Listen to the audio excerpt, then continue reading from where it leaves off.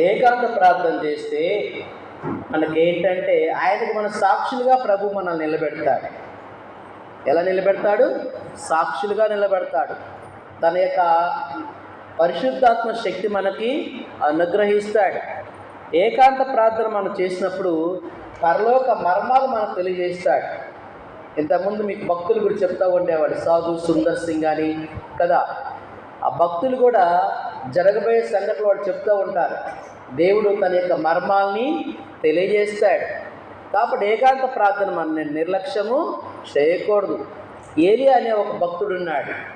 ఆయన్ని దేవుడు కెరీతను వాగు దగ్గరికి వెళ్ళి అక్కడ ప్రార్థనలో కనిపెట్టమన్నాడు.